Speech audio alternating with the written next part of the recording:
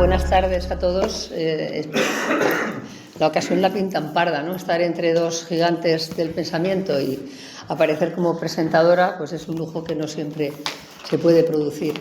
Aún no lo conozco más porque he tenido ocasión de debatir en algún foro con él y a Higinio lo he escuchado, como dice Andrea, escucharlo, leerlo, es siempre un gusto.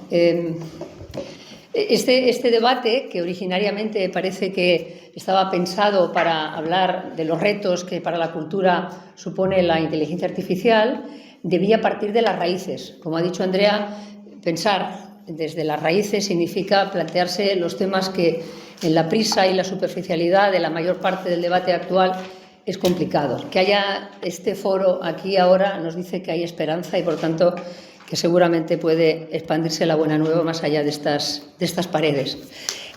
¿Cuál es la idea con la que se plantea esto? Bueno, que sea el paraguas a partir del cual las conferencias vayan debatiendo sobre puntos concretos, pero para empezar, como nos decía también el rector, preguntarse por los principios fundamentales, ¿no?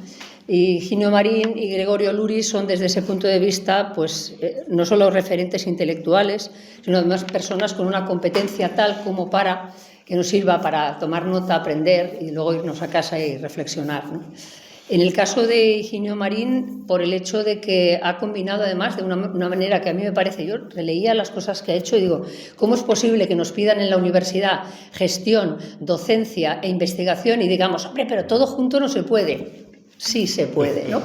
Se puede hasta llegar a ser rector de la universidad, se puede tener capacidad para escribir con la maestría que lo hace en un tema no precisamente menor como es la antropología filosófica y hacer una reflexión sobre qué somos y para qué estamos aquí, el sentido de nuestra existencia desde un punto de vista profundo y al tiempo dar clases sobre todo ello y por tanto ser profesor de esas mismas disciplinas. Había recogido algunos de los títulos de esa trayectoria suya y pensaba, es que no se pueden decir más cosas en menos tiempo, yo qué sé, un segundo.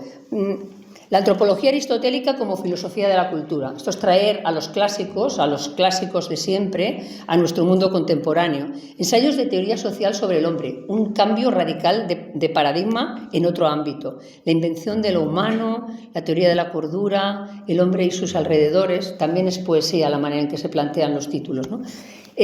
Bueno, rector ahora del CEU Cardenal Herrera significa también pensar eso que nosotros aquí queremos hacer, pensar la universidad como un todo. Antes hablaba Andrea del doctor Olives, yo he tenido dos maestros, uno en mi tesis doctoral que fue de Derecho Romano y otro el propio Josep Olives, y los dos muy obsesionados por el valor que tiene el sentido etimológico de las palabras, ¿no? Cultura, cultivar, seminario, sembrar. En el caso de José María Arroyo, que fue mi director de tesis, la palabra yugo, que la gente entiende como servicio y quiere decir equilibrio, y de ahí la palabra ius, que es la que al final es la palabra derecho, recto, porque el yugo nos permite sembrar de manera derecha. Y mirando ese sentido de las palabras, esta aportación de Higinio cuando dice vamos a pensar el valor del pensamiento en la universidad y cómo empezó la universidad, es absolutamente esencial. Pero al tiempo también tenemos, decía el rector, la necesidad de transmitir, ¿no? Y en ese ámbito, Gregorio Luri, que además de pensador profundo es una persona con capacidad divulgativa extrema, yo creo que cada vez que habla la gente toma nota para enviar la máxima en cualquier debate, es no solamente filósofo, sino también pedagogo. Es decir, se ha planteado el modo en que la universidad nos lleva hasta el momento presente y cómo se tiene que transmitir el mensaje, de tal manera que volvamos a lo que había sido el profesor, ¿no? El magíster, aquella persona que enseña y no aquello que burocráticamente hemos ido, yo creo, a mi modo de ver, transformando esta persona central dentro de la universidad y, por tanto, perdiendo en parte la autoritas. Lo hemos visto perder la autoritas a maestros, a profesores, a policías, ¿no? Y eso es porque hemos perdido de vista qué significaban cada una de esas figuras. En el caso del profesor, en el caso del maestro, qué significa la buena pedagogía. Y Gregorio Luri en eso es maestro de maestros. Por tanto, yo lo que haré será dejar y servirme y disfrutar de las intervenciones de Higinio Marín y de Gregorio Luri, y cuando acaben ellos de hablar, que me han dicho que más o menos hablarán cada uno de ellos una media hora, iniciemos un debate a ver si somos capaces de ligar todo lo que digan ese mundo fundamental con esta IA superficial en la que nos vemos ahora mismo inmersos. ¿De acuerdo? Pues adelante. Higinio, por favor, tienes la palabra. Pues muchísimas gracias por la presentación, muchas gracias por la invitación. Yo creo que hay pocas universidades en el país donde yo tenga tan buenos amigos de mi juventud, así que vengo aquí, me siento en familia, realmente vengo con mucho gusto y además me parece que como reinciden en el error, pues yo les dejo, o sea, que me sigan invitando. Entonces, la moderadora me ha recortado 10 minutos y en mi caso eso es un asunto casi crítico porque me habían dicho 40, yo había preparado una cosa de 1 hora, entonces estoy naufragando. Pero yo me he puesto el despertador. Tú abusa. Me he puesto el despertador en 40, entonces... Además, con la edad me va pasando que cada vez soy peor conferenciante porque soy menos capaz de ajustar lo que quiero decir a los tiempos. Les resumo brevemente lo que tenía previsto decir y que mutilaré para poder ajustarme a los tiempos, no lo digo en el mejor sentido, les quiero hacer unas breves aclaraciones previas. Les confieso que yo me quedaría en las aclaraciones previas, pero en segundo lugar les quiero contar unos 4 episodios, veremos cuántos puedo, de lo que podríamos llamar la historia social de la libertad y del conocimiento, que me parece que son cruciales para entender cómo surge la universidad. Y en tercer lugar, tenía previsto escanciar lo que nos va surgiendo al hilo de la exposición y presentarle unas ciertas conclusiones, que además intentaré aterrizar si puedo, porque sé que ustedes dirán, bueno, pero está muy bien, vino usted aquí como profesor de filosofía, pero en fin, ahora es usted rector, o sea, entonces alguna concreción quería dar. Si les parece, empiezo directamente. Yo no sé si puse yo el título o lo pusieron, pero está muy bien puesto, o sea que si fui yo, y no me extrañe, si no fui yo, pues lo agradezco. Porque yo lo que les quiero hoy hacer es una arqueología de la idea de la universidad. La segunda parte del título es un pleonasmo, es solo un añadido esclarecedor. Yo creo que hacer una arqueología de la universidad es poner de manifiesto la función que eso que llamamos pensamiento, que se merecería que nos paráramos un poco, tiene en la institución. Y quiero hacer una arqueología en los dos sentidos. En el sentido más noble, que es un logos del arjé, o sea, una inteligencia del origen, y en el sentido más contemporáneo de esa especie de memorial, de vestigios históricos, ya sean anatómicos o de cualquier otra clase, que sitúa a la arqueología en un plano histórico. Y me parece que si hablamos de la universidad hay que hacerlo así, de ninguna otra manera, porque la universidad no es lo que los metafísicos llaman un género natural. O sea, uno no puede pretender que va a quintaesenciar las esencias de... Porque, aunque no lleve toda la razón al respecto de realidades de naturaleza cultural, Ortega tiene cierta razón, él pretende tenerla al respecto de todo cuando dice que no existe la esencia sino la historia. Las cosas no tienen esencia sino historia. Bueno, propiamente hablando, las realidades culturales tienen una esencia que es su historia. Y por eso hacer una arqueología en los dos sentidos, en el sentido más eminentemente filosófico, una especie de comprensión, inteligencia comprensiva del origen, y al mismo tiempo remontarse históricamente a sus principios históricos, ambas cosas me parece que son insoslayables e inseparables cuando estamos haciendo filosofía de la cultura. Y la universidad no nace de un organismo con su patrimonio genético, es una realidad que nace en una tradición cultural singular En este caso se ha universalizado, se ha globalizado, pero tiene unos orígenes precisos que podemos... Bueno, esa es la primera cuestión, los esclarecimientos previos, ¿no? ¿Y en qué me apoyo para decir que tiene una esencia que es histórica? En que se puede hacer una distinción inicial fácil, pero a mi juicio consistente, entre organizaciones e instituciones. Parece que las organizaciones son un ejercicio de inteligencia adaptativa y están constituidas por una racionalidad de tipo instrumental. Y, por supuesto, que las instituciones tienen todas ellas una dimensión organizativa. Pero si son instituciones es precisamente porque exceden la racionalidad meramente instrumental y también porque exceden la inteligencia adaptativa. Tienen una cierta índole que a mi juicio se pone de manifiesto de una manera crítica, utilizo el término sin énfasis emocional, porque respecto de las instituciones creo que se puede decir que para ser lo que son necesitan saberlo. Y creo que lo primero que podemos decir de la universidad y que pone en manifiesto que es una institución es que la universidad, para serlo, necesita saber qué es la universidad. Y por tanto están acompañadas de una especie de autoconciencia constantemente interrogante, constantemente crítica, o sea, en crisis, al respecto de qué es la universidad. Creo que es muy propio de la universidad esto. Y es muy sintomático de que haya universidad. Que haya un debate abierto, una disquisición abierta al respecto de qué es la universidad. Porque las instituciones necesitan esa autoconciencia, necesitan saber lo que son para serlo. Y además, en el caso de la universidad, esa autoconciencia es particularmente dialógica, debatiente, discutidora. Pero necesitan actualizarlo. Esa autoconciencia tiene dos notas.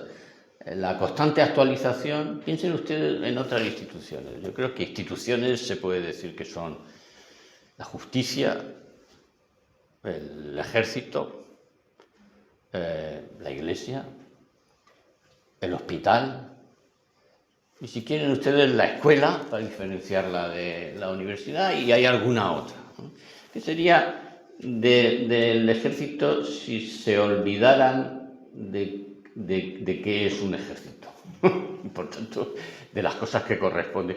Bueno, todo el mundo que ha hecho la mili ha experimentado cómo el ejército se olvida de qué es un ejército. O sea, como la finalidad. ¿O qué sería de la Iglesia si la Iglesia no actualizara de manera constante su autoconciencia? Y aquí la autoconciencia en la Iglesia, en el ejército y en la universidad es básicamente memoria. Y básicamente la pérdida de la autoconciencia es olvido.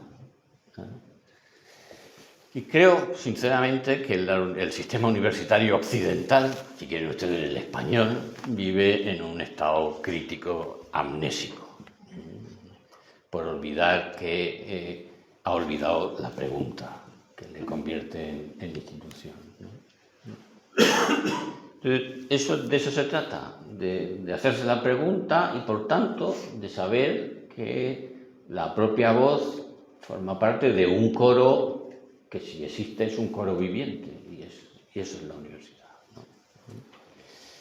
Estas son las aclaraciones previas que quería hacer. Como les digo, me quedaría en ellas.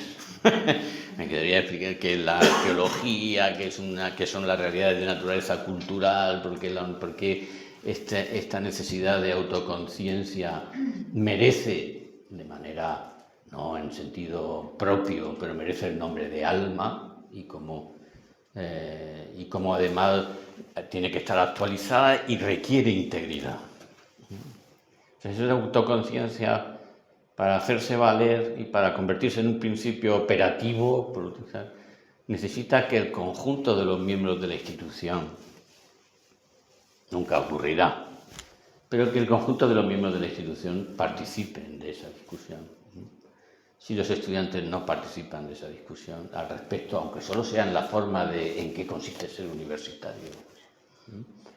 Si los profesores no participan, si el personal de administración y servicio y sus directivos no participan, particularmente si el gerente no se hace esta pregunta y no escucha las respuestas que otros se dan, sencillamente la universidad está en unos términos... por ejemplo, pongamos que los profesores lo hacemos con asiduidad y eso es un síntoma de salud ya, pero si pensamos que la gestión económica es completamente indiferente a esto y se rige por otras leyes y tal, no sé qué, y no sé cuánto, pues esta universidad, en el mejor de los casos, es hemipléjica. O sea, en el mejor de los casos, hay un hemisferio cerebral que no funciona. Hace mucho tiempo que le propuse a los rectores de universidades afines a esta y a la mía que hiciéramos entre todos un posgrado para gerentes. Porque los gerentes vienen de las escuelas de negocio creyendo que saben todo lo que tienen que saber para gestionar una universidad y todo lo que saben les impide gestionar una universidad, como la universidad tiene que ser gestionada. Si puedo, hablaré de eso al final, que ya ven ustedes que es la parte más guerrillera. Bueno, entonces... la segunda parte, empieza la segunda parte, que es la más extensa y la que tendré que mutilar seguramente, pero los episodios iniciales son imprescindibles. Y lo primero que les quiero contar, lo primero que quiero hacer es contarles un hecho documentable, pero elevarlo a la categoría de fábula. Esto está muy mal visto, en general, entre filósofos no digamos, pero yo les propongo que entre los momentos de la comprensión, fabular es el primer momento, y en cierto sentido el primitivo, y en cierto sentido también el originario. Y que fabular consiste en convertir un hecho particular, elevarlo a categoría de paradigma. Si quieren ustedes darle la naturaleza de anécdota, pero de anécdota que se convierte en topos, o sea, en lugar común para explicar, ¿no?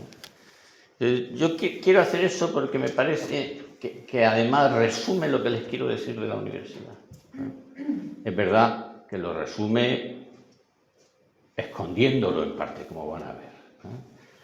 Yo asumo la definición hegeliana, no es que me gusten las definiciones, pero a mí me resultó muy reveladora la idea de Hegel de que la filosofía es elevar el propio tiempo a categoría de concepto. Y me parece que uno puede decir que la filosofía es la elevación a categoría de concepto del propio tiempo o de muchas otras cosas. Y que un estado anterior a la comprensión, más genérico, porque es universalmente humano, no es que la filosofía no lo sea, pero tiene sus exclusiones aceptables, es la fabulación. Y la fabulación es elevar un hecho particular, o lo que sea, pero particularmente hechos concretos, a la categoría de paradigma. Y entonces, eso es lo que yo quiero hacer con lo que les voy a contar ahora. Y es una historia bastante conocida, que a mí me parece que merece asombro y merece la contemplación meditativa que las cosas que merecen asombro nos debería de suscitar, que es la historia de una antropóloga celebérrima conocida, Margaret Mead, nacida a principios del siglo XX y que vivió durante el siglo XX y que dijo claro, esta era antropóloga pero también poetisa, y estas cosas... La poesía, a mi juicio, es la velocidad punta de la inteligencia. Lo siento así. Siento que los poetas llegan a donde yo no llego, aunque yo voy construyendo detrás de mí camino para que los demás lo anden. Y los poetas no, los poetas ya allí y hacemos lo que podemos. Pero bueno. Y ella dice que el momento más emocionante de su carrera antropológica fue el momento en que encontró un fémur de un individuo sapiens que había padecido una contusión politraumática del fémur, que sin embargo había soldado sea, que se había curado. Lo que quería decir que aquel sujeto había tenido una inmovilidad que podemos presumir de 3 y 4 meses, o sea que no tuvo que apoyar la pierna y fue alimentado, fue cuidado, fue custodiado, seguramente alteró los hábitos migracionales del grupo y entonces ella dijo que aquella le parecía una revelación acerca de cuál era el secreto de la paleontología del sapiens y yo comparto su emoción y dice que la práctica del cuidado es el rasgo distintivo del sapiens como una actividad de naturaleza contraeconómica. Alguien tuvo que asumir la alimentación de un sujeto maduro, seguramente era varón. El gasto metabólico de un varón musculoso es muy alto, es una cosa, no quiero extenderme porque entonces no podré contar, pero el asunto no merece. Y además la hemos completado porque hemos encontrado después de ella muchos restos de este tipo y de muy variada naturaleza que llevan el asunto incluso más allá. Hemos encontrado enterramientos de niñas con malformaciones craneales, consecuencia de un crecimiento metastásico del cerebro, no cancerígeno, pero sí tumoral, incompatibles con la vida y con las funciones cognitivas elementales, y ha sobrevivido hasta los 13 años. Hemos encontrado extremidades seccionadas en las que se ha podido determinar que la mutilación y el momento de la muerte difieren en años.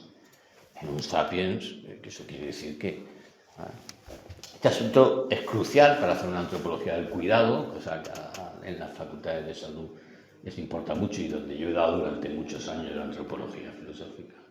Pero ahora yo quiero hacer un requiebro, porque lo que me interesa es este sujeto, al que llamo con cariño el tullido. Como esto ya lo he dicho en otros sitios y en la familia uno tiene a sus peores enemigos, ahora mis hijos y mi mujer me llaman el tullidito. Y yo lo llevo de buen humor porque, como verán ustedes, tengo un muy buen concepto del tullidito. El tullidito es un sujeto que queda impedido, y queda impedido además de las funciones elementales de acopio de alimentos, que son las excursiones cazadoras y recolectoras. Y que se convierte en un estatus permanente de un tipo de sujetos que quedan reducidos al campamento base. Estoy hablando de literatura estrictamente antropológica, no me invento lo de campamento base ni lo de la destrucción, pero solo temporalmente. Pues los neonatos, por supuesto, los infantes en sus primeros años, la embarazada en el último periodo del embarazo o, en cualquier caso, en el de la lactancia, los heridos, los enfermos, los ancianos, en particular los niños y los ancianos, los enfermos. Forman las 3 categorías que distinguen desde el punto de vista etológico a los grupos de sapiens respecto del resto de los grupos de mamíferos. La infancia no se da en ninguna especie, como en nuestro caso. La vejez no se da en ninguna especie, como en nuestro caso. Los enfermos no se dan en ninguna especie, como en nuestro caso. Y el centro focal que explica esos 3 estatus diferenciales es el cuidado. Pero en el adulto y probablemente en el anciano se produce una incapacitación locomotora física permanente que lo convierte en un sujeto particularmente interesante para nosotros, porque deja de tener conocimiento experiencial y directo de las cuestiones vitales para el grupo, que son como cazar, como recolectar, como evitar, y empieza a tener un conocimiento de eso, que los demás conocen por experiencia directa, empieza a tener un conocimiento mediato y lingüístico. O sea, este sujeto, como a nosotros, la experiencia se le convierte en lo que en nuestro caso describimos como las verdades reveladas, o sea, algo de lo que tenemos conocimiento ex audito. Y la realidad entera queda contenida, la realidad entera a su alcance, queda contenida en el relato, en la narración, y además, y precisamente por eso, por su propia inutilidad, se produce seguramente la primera especialización en la sociología de las funciones humanas, que es la especialización de la memoria.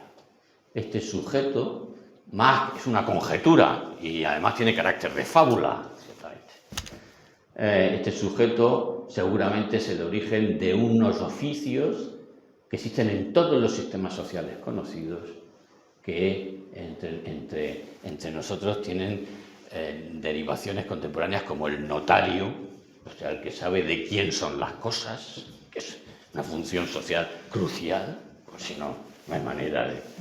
con quién casó la gente, quiénes son los antecesores de, en qué situaciones se deben unos favores a los otros, cómo estaba la luna el día que cazamos al bisonte más grande, de qué color era el río cuando la pesca era... O sea, y entonces se convierte en un inútil imprescindible,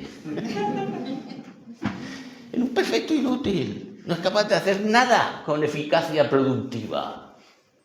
Y sin embargo, es el memorial viviente de lo que todos saben. Sorprendente. Aquí en mi propuesta de hoy, y el carácter de fábula, es que este es el antecesor más remoto del profesor universitario.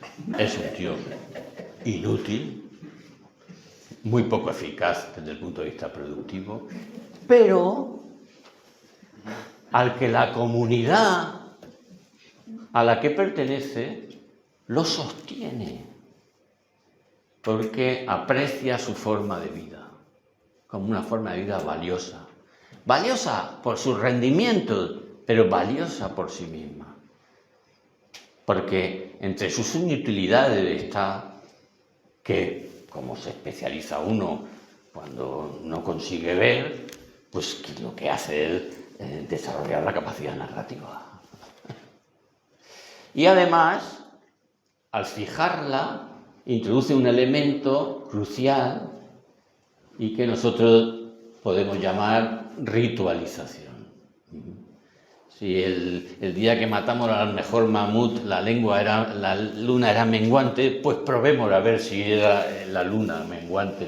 Y entonces, pues en la luna menguante, pues salimos a la caza. Y si no, pues entonces él corrige. Dice, bueno, no siempre la luna menguante, debe hacer falta otra cosa. Entonces, bueno, pues esa cristalización o esa fijación de la memoria ritualiza, introduce la reiteración, introduce el ritmo, introduce la canción. Esto es muy importante. Entonces, a mi juicio, esto está en la genealogía del profesor universitario, como voy a intentar mostrar. Porque creo además que hay hechos históricos comprobables de que esta fábula es verdadera. Es verdad, con una clase de verdad con que nuestros compañeros de las experimentales no suelen aceptar, pero la historia de los tres cerditos tiene su verdad. Porque, como os diga en Valencia con la gana, como edifiquen mal, se lleva, o sea, es una verdad. En la fábula hay algo de esto. Es muy importante porque yo les voy a proponer que el régimen propio de lo universitario es la gratuidad. Les adelanto mi conclusión. Y la primera forma de gratuidad que se da, a mi juicio, es precisamente el exceso dispendioso con el que las comunidades, los clanes de sapiens mantienen a un sujeto inútil. Es decir, que esa es la primera forma de dispendio, a la que el sujeto inútil corresponde haciendo justicia agradecida a ese dispendio con su propio dispendio, porque este sujeto se convierte en el foco, por su propio impedimento, en el foco de recepción del saber. y pocas cosas desencadenan una dinámica interior y expansiva hacia su comunicación dispendiosamente excesiva como saber algo. Y si no, pónganse ustedes, o sea, lo más parecido que creo que pueden ustedes experimentar a esto es a ver si alguno de ustedes ha sido capaz de callarse un chiste bueno que le contarán. Pues creo que el tullido es un sujeto que experimenta las cosas que le cuentan, porque así, de esa manera. Y además creo, por cierto, que esta es la esencia de lo que hay que conseguir que los gerentes entiendan.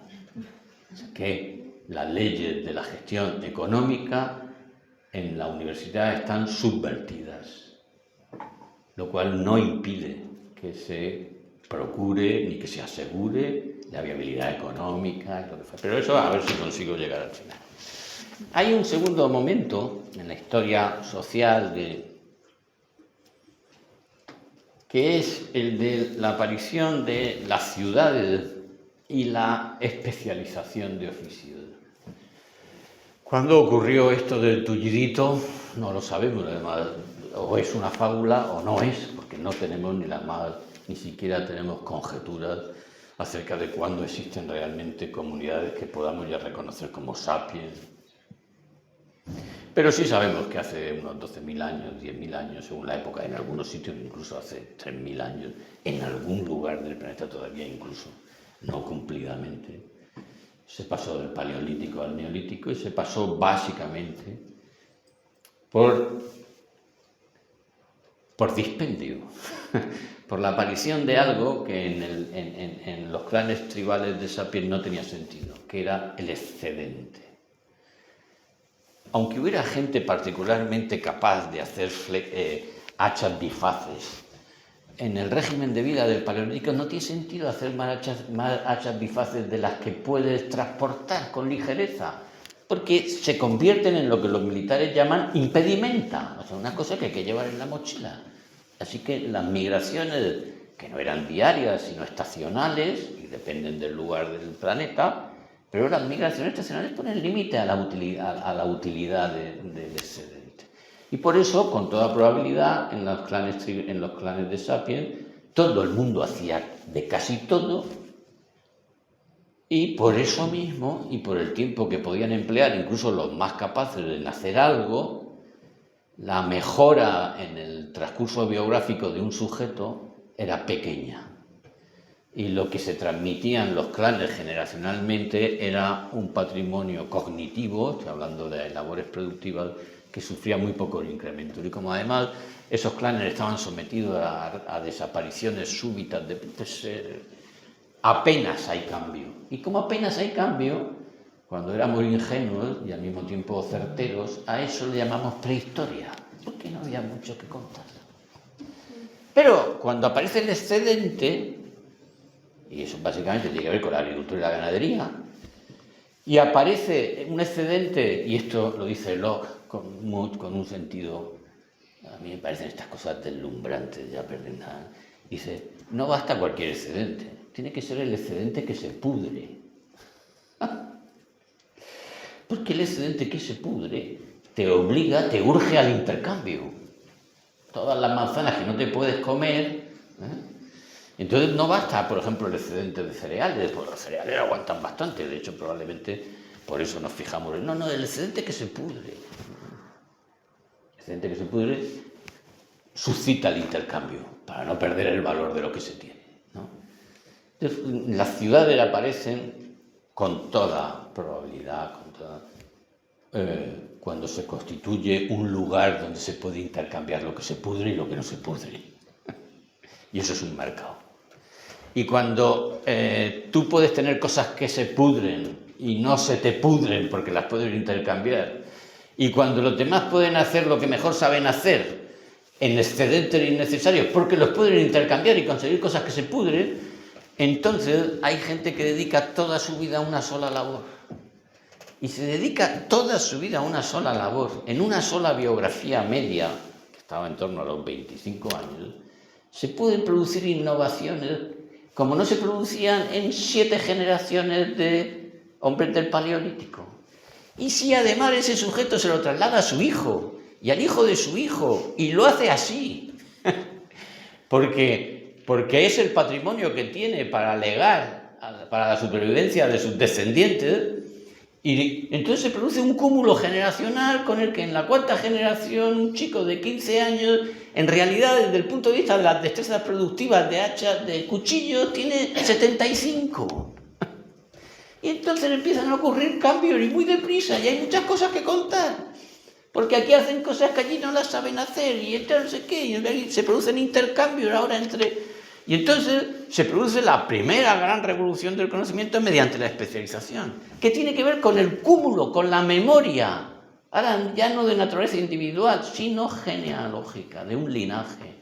Y aparece la forma tribal más propiamente urbana, que es la de los oficios, en los que lo que se transmite como patrimonio y como legado es un saber y el utillaje que ese saber ha generado. Y entonces, si yo tengo una fragua, pues le voy a heredar la fragua, pero la transmisión es generacional y vertical, pero de ninguna otra clase, porque ese saber solo tiene valor si está bajo un estricto régimen de secreto.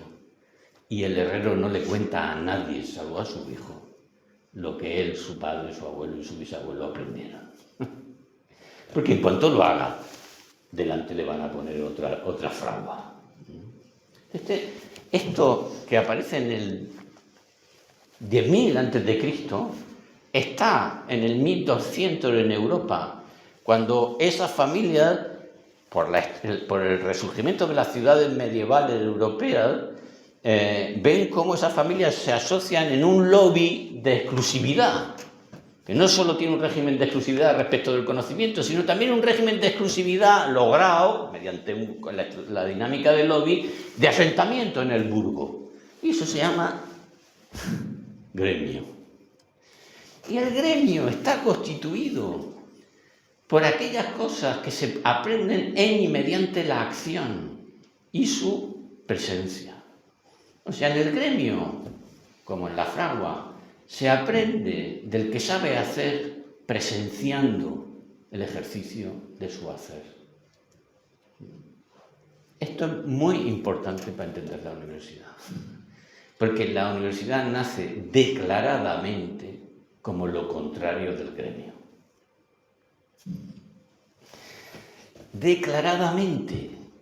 Y este tema es muy... Yo no voy fatal de tiempo, pero esta parte la tengo que contar. Luego las otras, pues si ustedes preguntan y si no, yo les daré referencias. Pero ahora déjenme que dé un giro a otra hebra de la historia. Los clanes son tribus, son genealogías. La fundación de las ciudades suscita un nuevo tipo de relación que es la vecindad, sin la cual no se entiende qué es una ciudad y no se entiende qué es una comunidad política.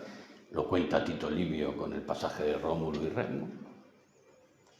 Pero hoy no podemos entrar.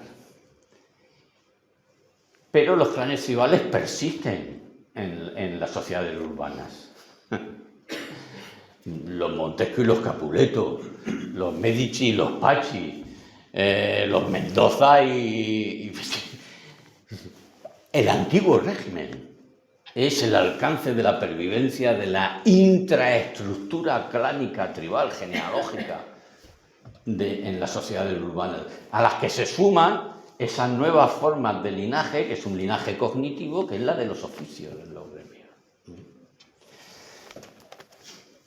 Déjeme que sea bruto. Pero en esas sociedades, en esas ciudades renacidas, hay un oficio en el que se congregan las funciones de nuestro tullidito, porque los que hacen ese oficio saben todo lo que hay que saber. ¿Al respecto de qué? Al respecto de lo sustancial, del cosmos. Por ejemplo, ¿por qué existe el cosmos? ¿Quién lo hizo? ¿Con qué objeto? ¿Qué significa la presencia del ser humano? ¿Qué hay que hacer para ser un ser humano cumplidamente? ¿Qué hay que evitar? Si el creador del cosmos hizo algo además de crearlo, ¿qué ha pasado para que se fastidiara el Perú? O sea, y esto lo saben todo. exaudito, como el tullidito. Y no solo eso, sino que han llegado a saberlo todo por utilizar la tecnología punta de la época, que es leer. Porque esta gente lee. Porque todo eso está en el libro. Y no solo lo ha leído, sino que además lo ha leído comprensivamente. Pero para ejercer ese oficio, que es el oficio religioso de las sociedades cristiano-medievales, han tenido que desagregarse de sus propios linajes, porque ese oficio no cursa con la forma de un legado genealógico, sino que cursa con la forma de un sujeto que se desvincula de sus linajes, y desvinculado de sus linajes es reconocido por los demás en un rol nuevo, renacido en realidad, por el que asume la dedicación exclusiva, reverente, de un oficio. ¿Me estáis siguiendo, verdad? Esa dedicación exclusiva y reverente se dice en el castellano de la época, en el latín de la época, profesar. Y dicho eso, entre profesores de universidad debería de ser ya una pista de hacia dónde me dirijo. Profesar la perfección de los consejos evangélicos. La naturaleza, no lo digo yo, porque lo he estudiado, pero en fin, creo que hay otros autores a los que me podría referir. La naturaleza de los sujetos genealógicos tiene tres formas básicas. La primera es la sanguínea, la corpórea. Son los hijos concebidos. Todo Israel está constituido sobre la idea de que los hijos de Abraham son fundamentalmente, prima facie, los hijos de los hijos de los hijos de Abraham, Isaac y Jacob. Y por eso, si una judía es sorprendida en adulterio o resulta estéril, el vínculo es rescindible. O sea, el matrimonio, el libelo de repudio está concedido por Moisés. Es verdad que hay formas de agregación al pueblo de Israel, aparecen, pero bueno, eso no nos interesa. Hay una segunda forma de linaje, y lo hemos visto, en el que se puede sumar a la filiación sanguínea, pero no la requiere del todo, que es la transmisión patrimonial, ya sea de fincas o de conocimientos. El heredero, el hereu. El hereu es doblemente hijo. Él lo es mediante la generación sexual, lo es mediante la generación patrimonial de la herencia. Y hay una tercera, que es a aquel que se le transmite la condición cívica de la vecindad, y normalmente mediante un legado patrimonial o mediante su generación sexual, pero que muchas sociedades llegan a desagregar mediante la figura de la adopción, que no es tanto ni un hecho físico ni un hecho patrimonial, sino la elevación de un sujeto a la condición de hijo y, por tanto, de sujeto de derechos civiles. Bueno, esos son los tres elementos, el sexual, el patrimonial, el civil. Los consejos evangélicos, al requerir el voto de castidad, pobreza y obediencia, cercenan el vínculo del sujeto individual respecto de sus sujetos genealógicos y suspenden la eficiencia determinante del oficio, del rol, del nombre y de la identidad del que profesa la religión, que viene a comparecer precisamente con la forma de haber profesado la vida religiosa. ¿Se entiende, verdad? Y eso es lo que genera el estatus del que se convierte en el tullidito que lo sabe todo. Y como no tiene hijos, tiene que suscitar un espacio social en el que trasladar los saberes que le capacitan para su oficio. Eso son las escuelas catedralicias, que cuando se dan en las ciudades, y además lo hacen por los mendicantes, que son los que fundan las universidades, no los monásticos, porque no viven en ciudades. Cuando lo hacen en las ciudades al tiempo que practican las obras de misericordia, antes de la que está a curar al enfermo y enseñar al que no sabe y aconsejar al que lo necesita y tal, entonces empiezan a sumarse saberes civiles, los que te permiten dar consejos, por ejemplo, la filosofía moral, por ejemplo, las leyes y las costumbres del lugar, la historia del lugar, o curar, por ejemplo, la medicina, o los hábitos hospitalarios, que son de los que surge lo que nosotros llamamos enfermería. Y entonces, de repente, con la ciencia sagrada se explica filosofía, se explica derecho, se explica medicina, y han aparecido oficios civiles que se suman a los oficios sagrados, a los que pueden acceder sujetos sin haber profesado la perfección de los consejos evangélicos, pero que se han autocapacitado para determinar su destino social. Y sin el fenómeno de las universidades no existiría la libertad civil europea, porque el sitio donde los europeos enseñan a generar un destino desde sí y por sí, mediante los que lo hacen posible, y no a tener un horizonte destinal porque viene señalado por el oficio de los padres, que es como en el conjunto de los sistemas sociales se han recibido los oficios por herencia. Sin eso, a nadie le habría parecido lacerante y doloroso que el magistrado fuera magistrado porque su tatarabuelo tuvo un comportamiento heroico en Lepanto. Y no hubiera preferido que fuera un sujeto del pueblo de origen humilde, pero que estudió en Bolonia, porque fue novicio franciscano. Y la idea de la propia Revolución Francesa resulta sencillamente distópica, si no es con estos antecedentes. Y entonces, si esto es así, ahora, los frailes son tulliditos por el reino de los cielos, dice el Evangelio, eunucos por el reino de los cielos, pero tulliditos. Gente que no tiene el mismo estatuto social que el tullido, no hacen nada productivo, pero conservan el saber. Usted y yo somos eso, somos sujetos, no tienen patrimonio, pero surge la institución, aquí voy a acabar, para no abusar, surge la institución, y me parece a mí la naturaleza, llevado al término particular, de las universidades, y creo, yo para mí la tengo como mi primera obligación como rector, surge la institución que permite que unos sujetos que son pobres de solemnidad por evangelio, sin embargo, no se dediquen a labores productivas y tengan tiempo libre para el estudio. Eso es una universidad. El lugar donde la organización lo que hace es generar tiempo libre para el estudio de aquellos que son capaces por idoneidad y por inclinación de profesar el estudio como forma de vida. Studium generale.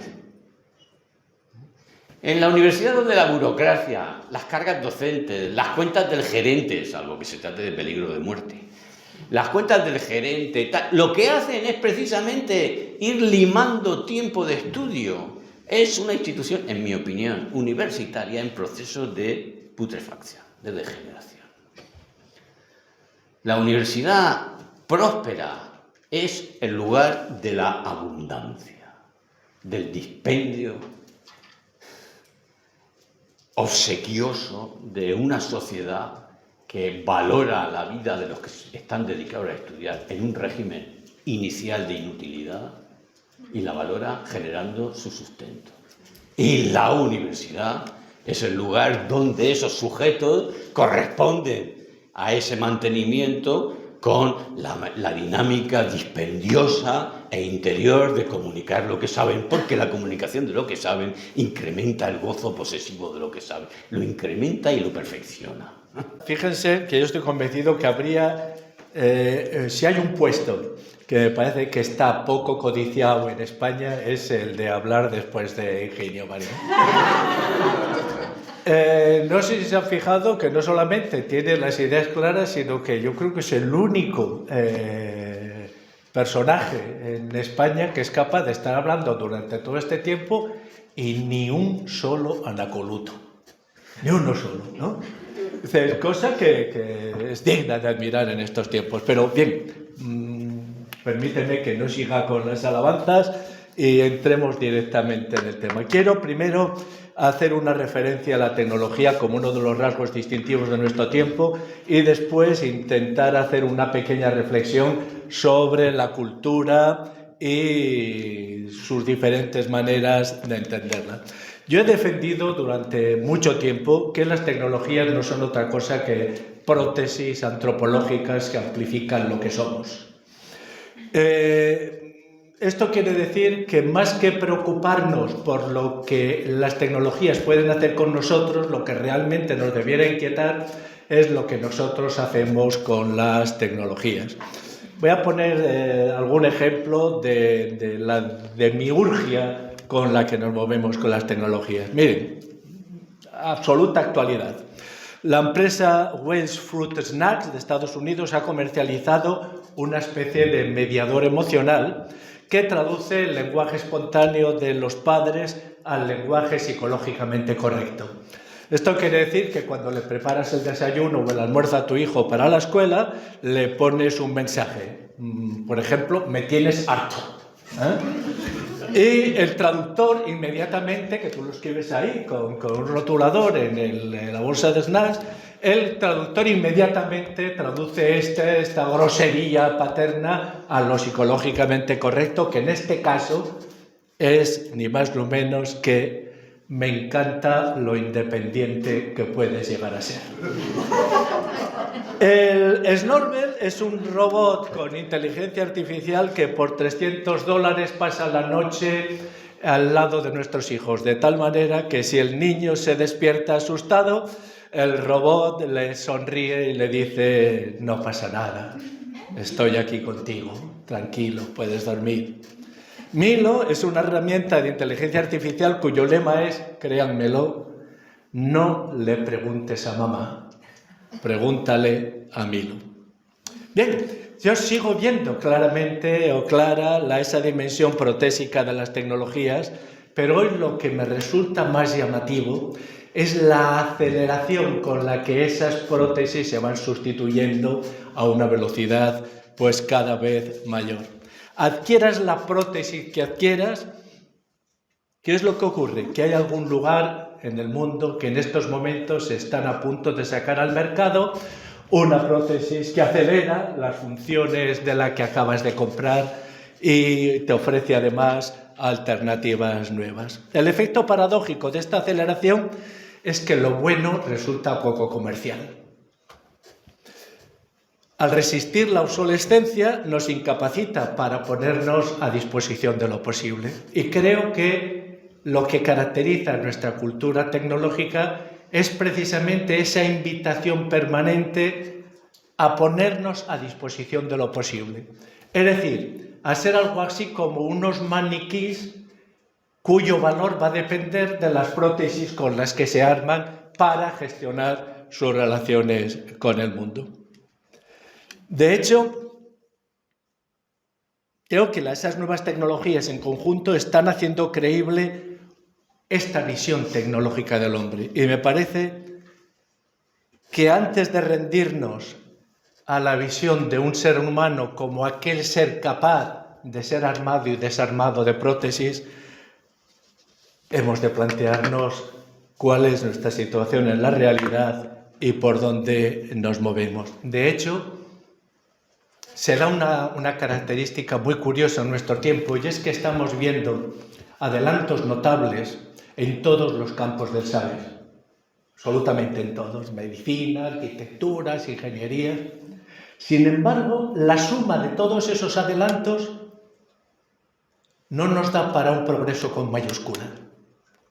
Más aún, parece como si existiese el miedo más o menos latente a que detrás de la próxima innovación se esté incubando una catástrofe. El éxito de las tecnologías podríamos entenderlo de una manera quimérica como la satisfacción. Ya tenemos todo lo que podríamos desarrollar de nosotros, pero la satisfacción sería la ruina para nuestras sociedades capitalistas complejas, ¿no? El hombre saciado sería la ruina de la economía. Bien, me he comprometido a hablar de cultura i pensament crític davant els reptes de l'actualitat. Y eso es un riesgo terrible. Cuando se lanza un hueso de ese tipo a un filósofo, corres el riesgo de que consuma su tiempo intentando definir qué quiere decir cultura y pensamiento crítico, ¿no? Yo me voy a guardar mi definición de cultura para mí y voy a utilizar una dicotomía que me parece especialmente útil para entender el presente, desarrollada por el sociólogo y filósofo alemán Georg Simmel. Él, hablando de la cultura, diferencia lo que nosotros aquí podemos llamar, para entendernos, cultura con mayúscula y cultura con minúscula, o si quieren, cultura extensiva y cultura intensiva. La cultura con mayúscula sería el conjunto de todas las producciones de la humanidad, desde ingenierías, filosofías, estéticas, absolutamente todo. Podríamos verlo como una biblioteca en la que está todo lo que los hombres o el espíritu humano ha sido capaz de crear. La cultura con minúscula es la de la subjetivización, la apropiación subjetiva de la parte posible de la cultura objetiva.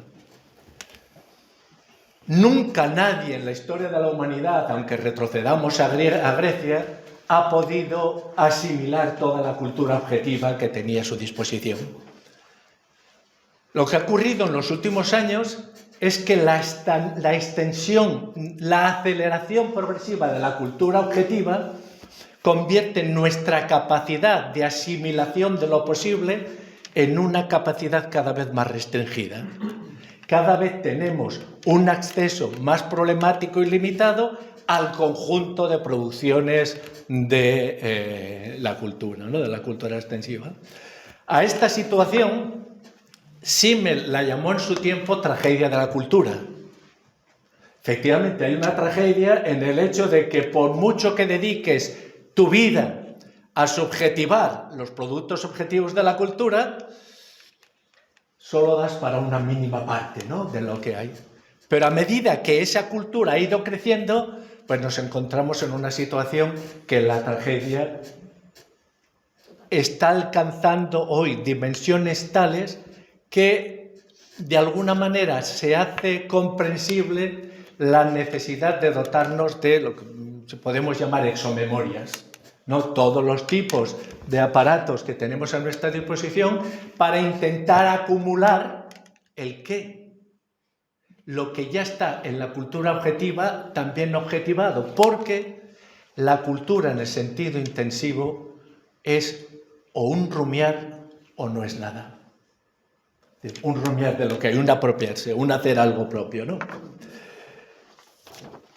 Esta diferencia entre una cosa y otra nos permite entender que la cultura con mayúscula solo vive en realidad en la cultura con minúscula. Cervantes solo vive en realidad cuando alguien lo está leyendo. Y Shostakovich solo vive en realidad cuando hay alguien que lo está escuchando, ¿no? En esta dimensión, en esta situación, es la que podríamos llamar, como decía Simmel, de tragedia. Si la cultura con mayúscula pudiéramos verla como un conjunto limitado de bytes de información, ¿qué pasa? ¿Cuál es nuestra situación? ¿Cuál es la situación de un joven que intenta tomar postura delante de esa cultura objetiva, que no puede tomar postura a no ser que cuente con mediadores? Que a no ser que cuente con mediadores, estoy pensando ahora, el maestro, en el profesor, que se están enfrentando a la misma tragedia de la cultura que el alumno, que el joven. Porque el mediador cada vez es un mediador más precario, en el sentido de que Aristóteles podía saber que, aunque no dominaba toda la ciencia de su tiempo, lo importante estaba ya, ¿no? Estaba ya en sus obras. Pero hoy, ¿qué profesor, qué mediador tiene con el conjunto de la cultura la relación que tenía Aristóteles con ella. Es decir, es imposible mediar. Tan imposible es mediar que vivimos en una situación muy curiosa en el mundo de la pedagogía actual, que nos están diciendo, como es imposible mediar, en vez de mediar conocimientos, mediemos competencias o mediemos competencias generales o abstractas. En este sentido, capacitaremos a la persona para que se enfrente con criterio ante el reto de la tragedia de la cultura. Ahora bien, ¿qué ocurre? Que tal como están planteadas las cosas, el mediador no solamente tiene que hacer frente a la realidad de la cultura objetiva, sino también a las trampas que navegan a su aire dentro de esa cultura. Miren, buscando recientemente un dato biográfico sobre el médico de Medina del Campo, Antonio Gómez Pereira, nacido en 1500, me encontré en Google exactamente con lo siguiente. Fue un destructor de almas profesional de la Armada Solorciana en 1234, donde estuvieron en guerra contra el Patapín. Aunque dedicó su tiempo en comer pan con jamón, también fue un aclamado domador de hipopótamos. No tiene ningún sentido. Alguien se dedica a hacer el gamberro. ¿Con qué? Con una información que, como seas ingenuo, simplemente la vas a transferir tal cual. Y señalo esto porque no hace mucho me encontré, y lo que les voy a contar es absolutamente verídico, en un instituto. Los profesores habían planteado a los alumnos que decorasen un poema de Antonio Machado, que eligiesen uno, lo decorasen para adornar los pasillos o los espacios comunes del centro. Una alumna que según me dijeron era brillante, recortó en una cartulina o una hoja de parra, dibujó en su interior un retrato del poeta y escribió el famoso poema que todos conocemos, que comienza: anoche cuando dormía soñé bendita ilusión, etcétera, etcétera, y termina diciendo que era Dios lo que tenía dentro de mi corazón, ¿no? Es un poema muy conocido de Antonio Machado. Pero en el caso de esta alumna, los versos no acababan aquí, es decir, copió el poema y continuó copiando lo que consideró que formaba parte del poema. Y de esta manera lo prolongó en esta inaudita tercerilla, por llamarla de alguna manera, es decir, 3 versos más. El primero, descubra cómo mejorar el segundo, problemas de próstata con. Tercero, nuestra guía gratuita. A ver, ¿qué había pasado?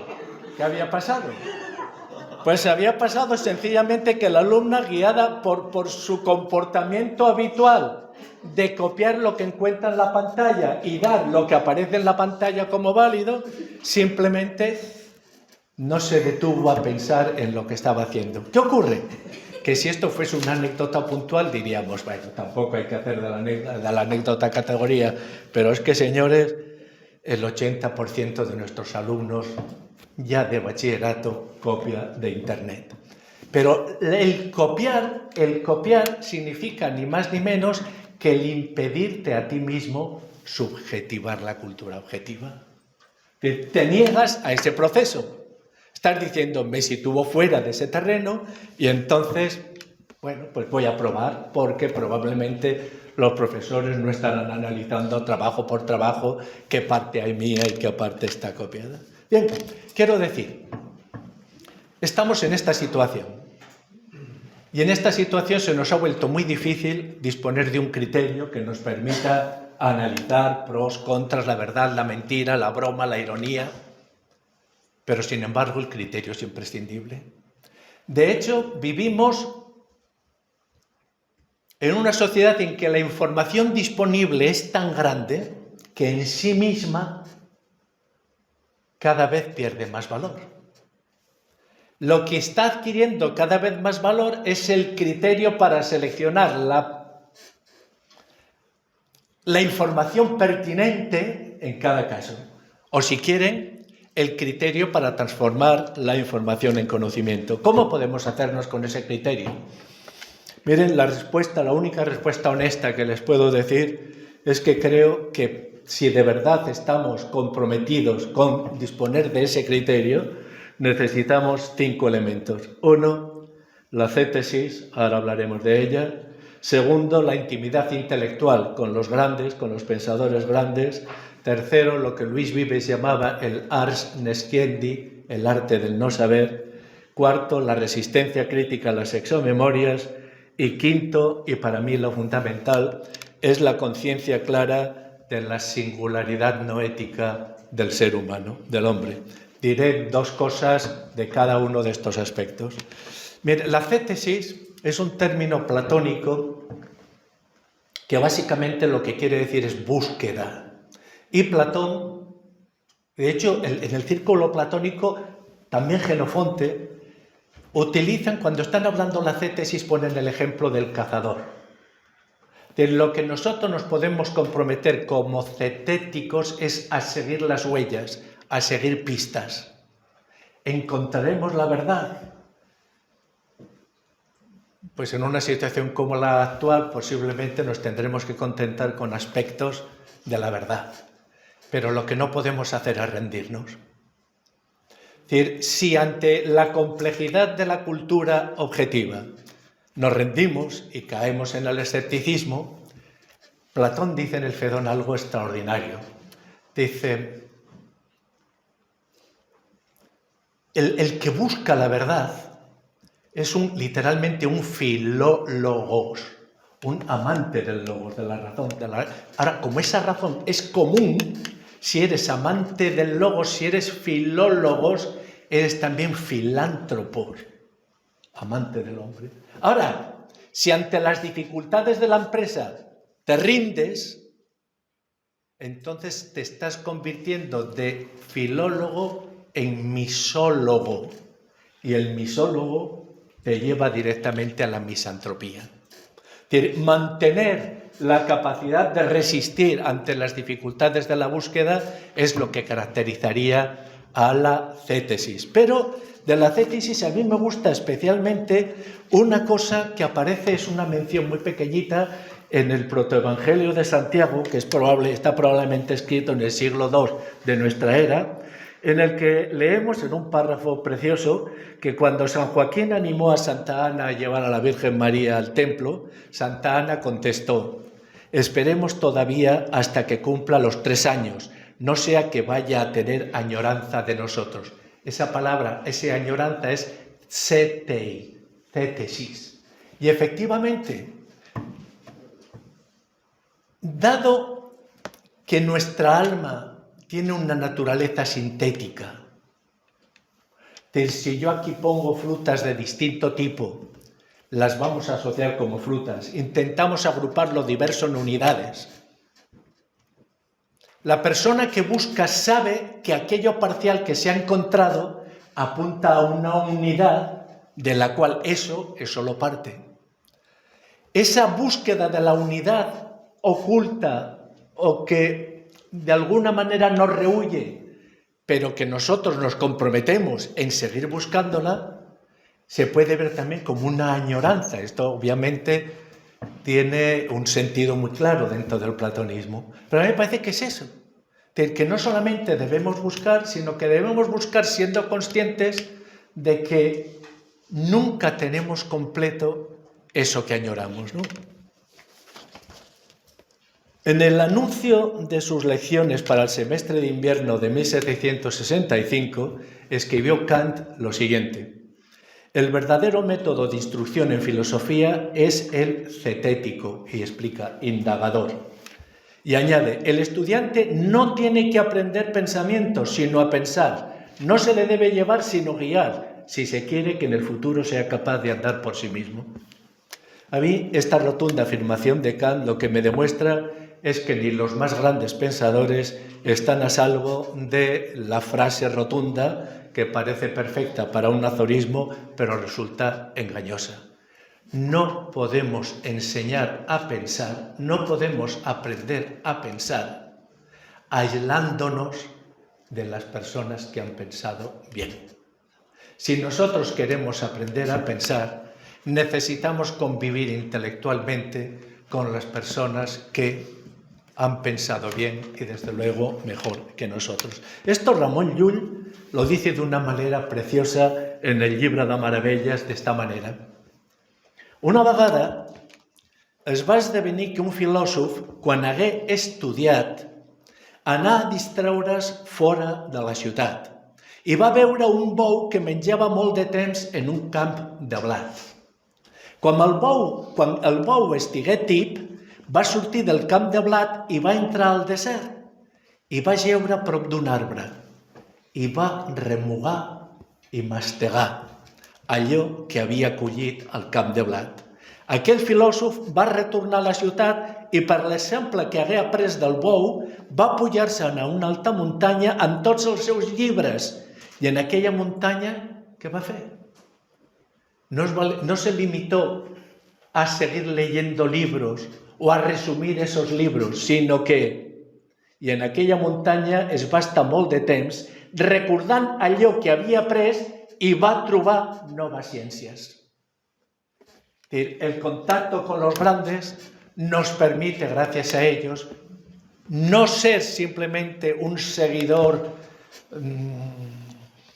diríamos, meticuloso de cada detalle del maestro, sino que nos invita a crear algo nuevo. Séneca dice lo mismo con otra imagen que me parece preciosa. Dice, debemos imitar a las abejas y poner por separado lo que hemos recogido en diferentes lecturas. Porque de esta manera se conservará mejor. Después, lo que debemos hacer es reunir estos diferentes jugos y darles por nuestro trabajo un sabor compuesto de todo lo anterior. De manera que si bien se note que está tomado de otra parte, véase, sin embargo, que no es la misma cosa. Es decir, dediquémonos a recoger polen, pero hagamos miel. Pero un poquito más rápido. Sí, nosotros cuatro un poco más rápido. Vamos ya rapidísimamente. Esa es la idea, ¿no? ¿Cómo recogemos polen para hacer miel? ¿De qué manera la cultura objetiva nos puede permitir pues hacer lo que en realidad Kant hizo con Rousseau o con Hume? No repetirlos, sino ir más allá, pero sin ellos, él mismo lo dice, sin Hume, desde luego, nunca se hubiera despertado de su sueño dogmático. Creo que una persona que quiera situarse con un criterio propio ante la cultura objetiva ha de hacer los esfuerzos que sean precisos para intentar hacerse con alguna imagen de su propia ignorancia. Nunca podrá esa imagen ser completa, puesto que de lo que no se sabe difícilmente se podremos dibujar los límites.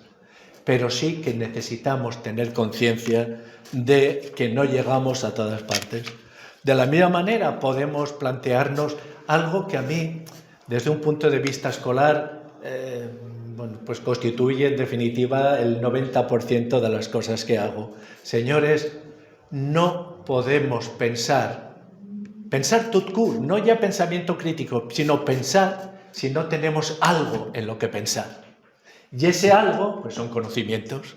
Pero de hecho podemos ver, resumiendo mucho, hoy podemos decir que la imagen tradicional de la memoria como algo así como un archivo de datos está ya más que superada. Como mínimo tendremos que diferenciar entre una memoria declarativa, que es aquella que recoge datos y definiciones, y una memoria procedimental, donde están los procedimientos, que los llamamos procedimientos por no llamarlos hábitos, pero que es básicamente esto.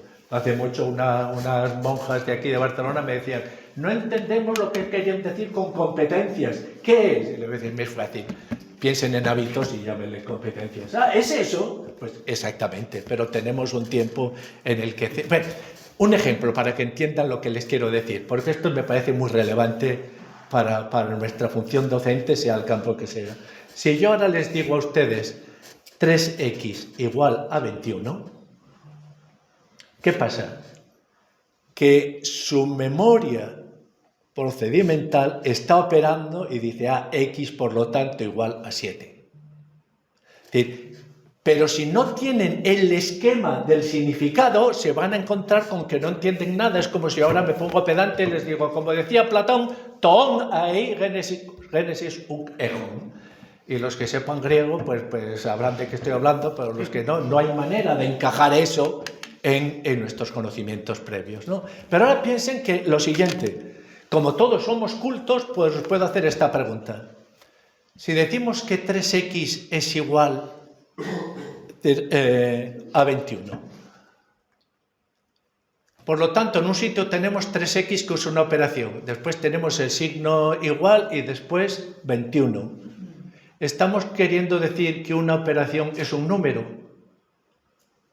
¿Entienden lo que les planteo, no? Una operación es un número. ¿Qué pasa? Que necesitan pensarlo, porque les faltan los esquemas que les ofrezcan una respuesta rápida. Pero, miren, nos guste o no nos guste, pensar es complicado. Pensar es complicado, pensar cuesta y de hecho es el resultado o el esfuerzo de una vida. Me voy a quedar sin hablar de la singularidad no ética de las cosas humanas, pero me parece que solamente voy a decir dos cosas.